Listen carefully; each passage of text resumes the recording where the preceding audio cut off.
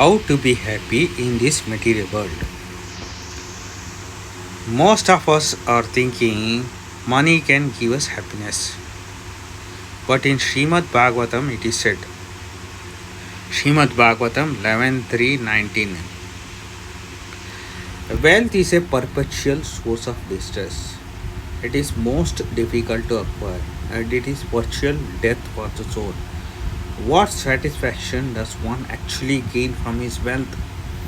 Similarly, how can one gain ultimate or permanent happiness from so called home, children, relatives, and domestic animals, which are all maintained by one's hard earned money? See, here it is said, wealth is the perpetual source of distress. Wealth is a perpetual source of distress. There is no permanent happiness by accumulating wealth or money. There is no permanent happiness. We are all thinking money is the source of happiness, but actually, money is the source of distress. There is no permanent happiness by accumulating money or the wealth.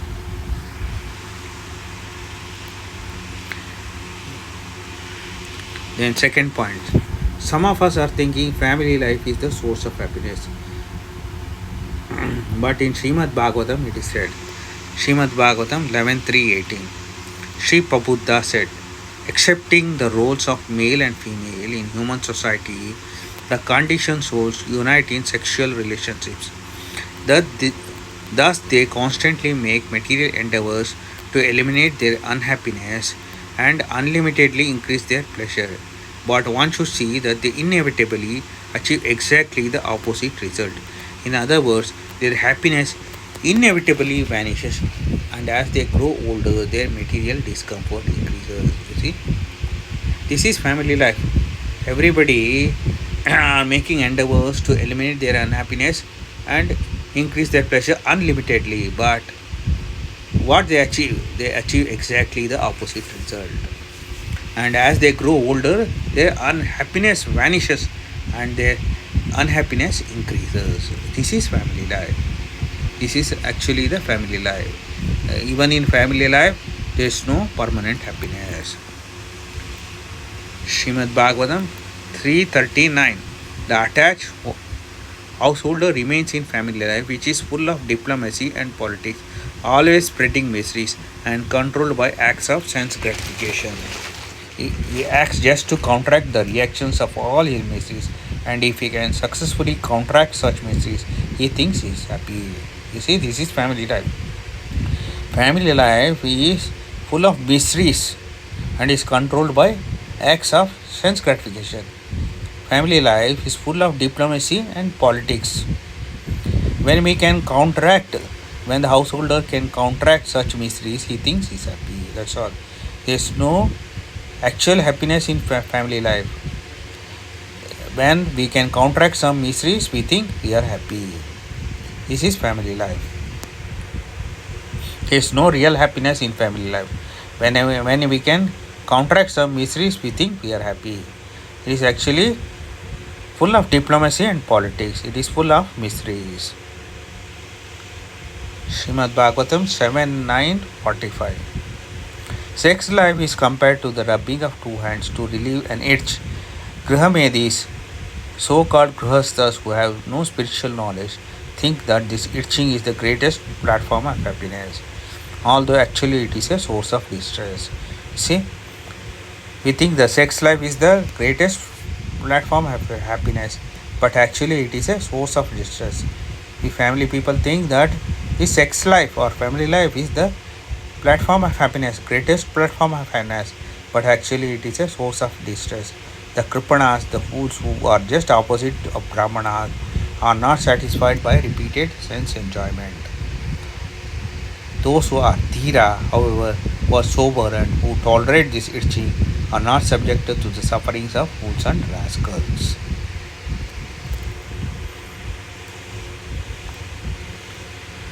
Point number 3. Then there are others who think that by performing some social activities they can be happy. Yeah. There are some others who think that by doing some service to the society, they can be happy.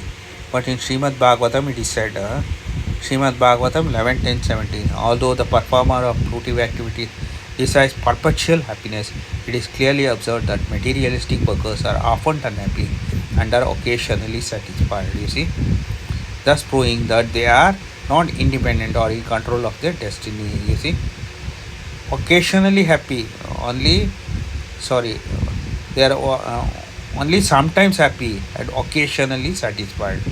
You see, there is no permanent happiness. They are they are mostly unhappy and are occasionally satisfied. When a person is always under superior control of another, how can he accept any valuable results from his own fruitive actions? There is no permanent happiness even in social service. There is no permanent happiness. Srimad Bhagavatam 11:10-18. It is observed within the material world that sometimes even an intelligent person is not happy. Similarly, sometimes even a great fool is happy. The concept of becoming happy through expertly performing material activities is simply a useless exhibition of false egoism. See? It is simply the concept of becoming happy in this material world is simply an useless exhibition of false ego. That's all. Sometimes even an intelligent person is not happy, whereas sometimes even a grateful happy.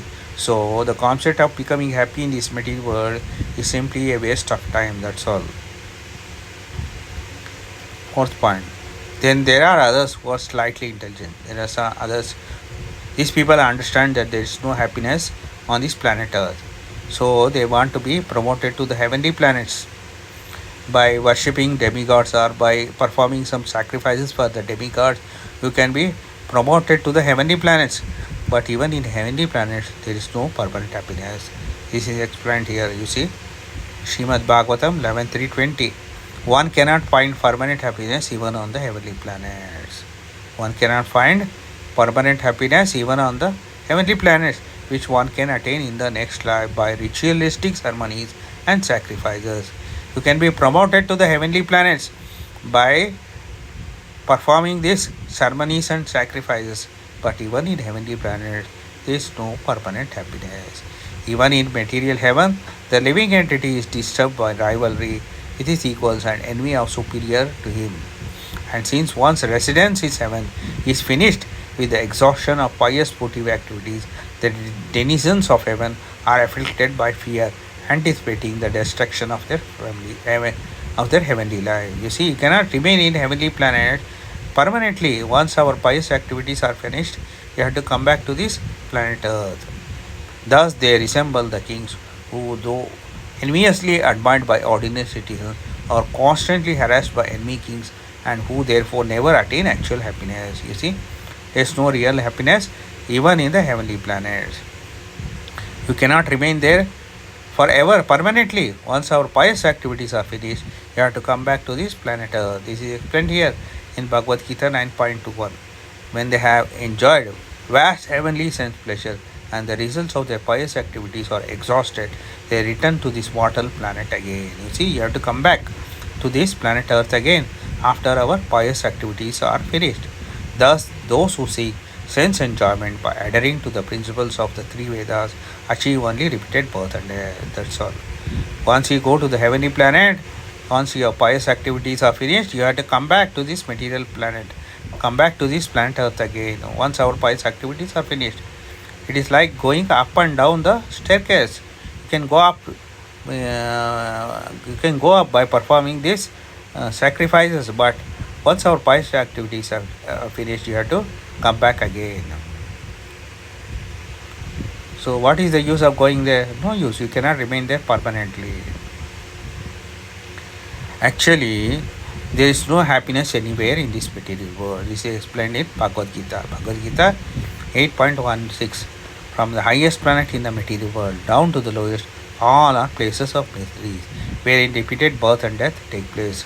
But one who attains my abode, Osana Kunti, never takes birth again. This is spoken by Lord Krishna himself. See, he is telling from the Lord Krishna. Who is Lord Krishna? Lord Krishna is the creator of this universe. He is telling from the highest planet in the material world. What is the highest planet?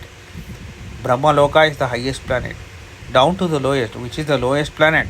Patala.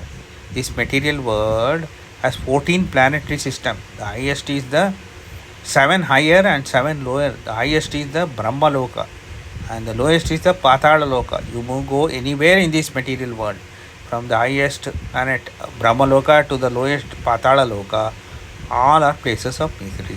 This is spoken by Krishna. Lord Krishna is the creator of this universe. Krishna is himself telling that all are places of misery. You may go anywhere in this material world, wherein repeated birth and death takes place.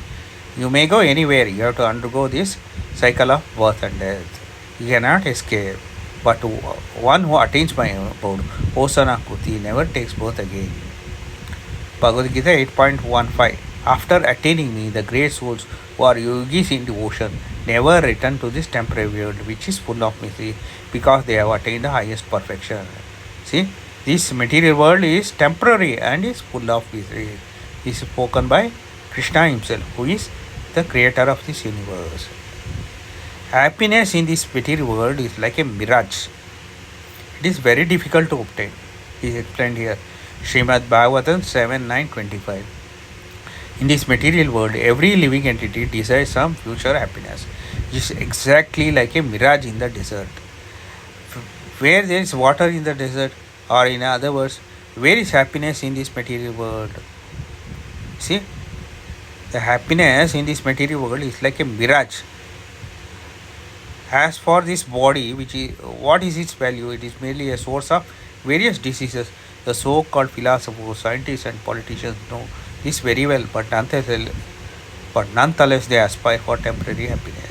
Happiness is very difficult to obtain, but because they are unable to control their senses, they run after the so-called happiness of the material world and never come to the right conclusion. Happiness in this material world is very difficult to obtain. In the desert, it is very difficult to obtain the water. Just like that, the happiness in this material world is very difficult to obtain. It is like a mirage in the desert. So, what is the solution? How to be happy in this material world? How to be happy? This is explained here in Bhagavad Gita 2.66. One who is not connected with the Supreme in Krishna consciousness can have neither transcendental intelligence nor a steady mind, without which there is no possibility of peace. And how can there be happiness without peace? You see, one who is not connected with Krishna cannot have steady mind, without which there is no possibility of peace. And how can there be happiness without peace?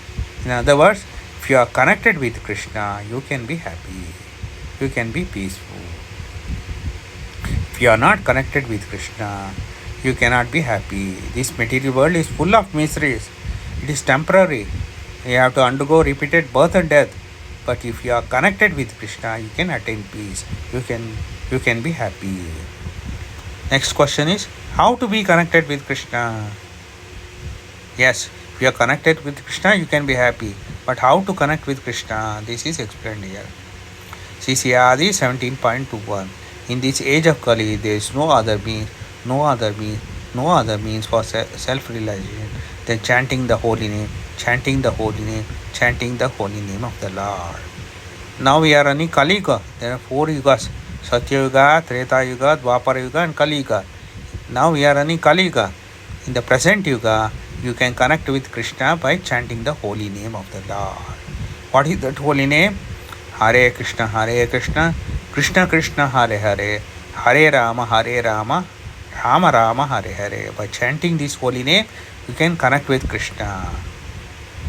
CCRD 17.22. In this age of Kali, the holy name of the Lord, the Hare Krishna Mahamantra, is the incarnation of Lord Krishna. Simply by chanting the holy name, one associates with the Lord directly.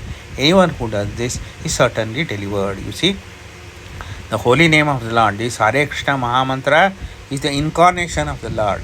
It is not different from the Lord. So simply by chanting this holy name, you can associate with the Lord directly. We can associate with the Lord directly. We can connect with the Lord directly. In this way, we can be happy. Hare Krishna.